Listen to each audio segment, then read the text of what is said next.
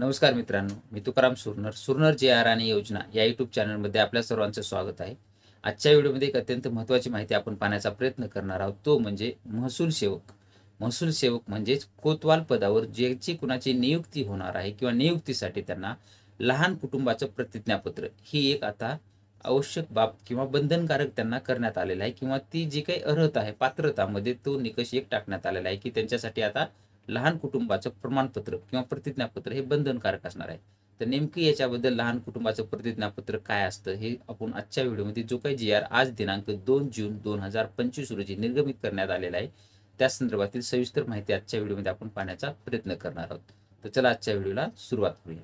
महसूल व वन विभाग यांचा जो काही शासन निर्णयानुसार यांच्या विभागाअंतर्गत ज्यांची कुणाची अ, भरती केली जाते, गट ड च्या जे काही प्रथम नियुक्तीच्या पदांपैकी नियमित पदांमधून 40% ही पदे या कोतवालांसाठी राखीव ठेवण्यात आलेली आहेत.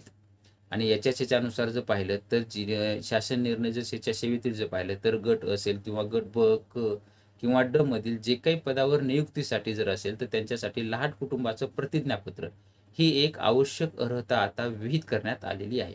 त्यामुळे जर पाहिलं तर महसूल सेवक म्हणजेच कोतवाल पदांच्या नियुक्तीसाठी लहान कुटुंबाचं प्रतिज्ञापत्र हे एक आता बंधनकारक करण्यात आलेलं आहे.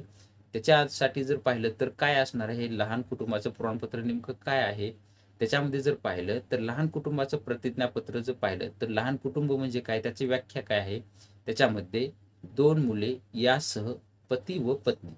समजा एक कुटुंब आहे, पती-पत्नी आणि त्यांचे जे काही 2 लहान मुलं असतील, तर हे लहान कुटुंब आहे आणि त्यांच्यामध्ये जर 3 मुलं जर असतील, तर ते लहान कुटुंब असणार नाही आणि तीच व्यक्ती जो कोणी पात्र अर्जासाठी असतील, तर ते त्या अर्जासाठी, त्या जागेसाठी पात्र असणार नाहीयेत. अशा पद्धतीचं त्या लहान कुटुंबाचा हा अर्थ असणार आहे. समजा एखाद्या जोडप्यात जर हा शासन निर्णय जो काही आत्ता अंमलात आलेला आहे आणि ह्याच्या येण्याच्या अगोदरच किंवा त्या दिनांकाच्या केवळ नंतर जर एकच मूल असेल, त्याबाबत जर पाहिलं किंवा नंतरच्या एकाच प्रस्तुतीत त्यांच्यासाठी जर जुळे मुलं झाले, तर त्यांच्यासाठी सुद्धा ते एकच अपत्य म्हणून समजण्यात येईल असं सुद्धा त्याच्यामध्ये सांगण्यात आलेलं आहे. आणि ते जर पाहिलं तर हा नियम कुठं लागू असणार नाही, जेथे निवड प्रक्रिया ही हा निर्णय अंमलात येण्याच्या दिनांकापूर्वीच म्हणजे आज जे-आर निघालेला आहे, पण ही भरती जी काही आज दिनांकाच्या अगोदर ज्यांची कुणाची झालेली असेल किंवा होत असेल, त्यांच्यासाठी हा नियम लागू असणार नाहीये.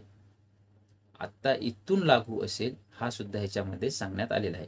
तर अशा पद्धतीनं आता कोतवाल पदासाठी जर कोणी अर्ज करत असेल, तर त्यांच्यासाठी लहान कुटुंबाचं प्रतिज्ञापत्र देणं हे आता बंधनकारक करण्यात आलेलं आहे. अशा पद्धतीची एक छोटीशी माहिती होती, ती आपण देण्याचा प्रयत्न केलेला आहे. अशीच नवनवीन माहिती आपल्या चॅनलवरती येत असते. तुम्ही ज्या चॅनलवरती नवीन असाल, तर आपल्या चॅनलला सबस्क्राईब करून बाजूची बेल आयकॉन दाबून लाईक करायला मात्र विसरू नका. जेणेकरून व्हिडिओ अपलोड करताच माहिती तुमच्यापर्यंत पोहोचवली जाईल. भेटूया नवीन माहितीसह नवीन व्हिडिओमध्ये. धन्यवाद.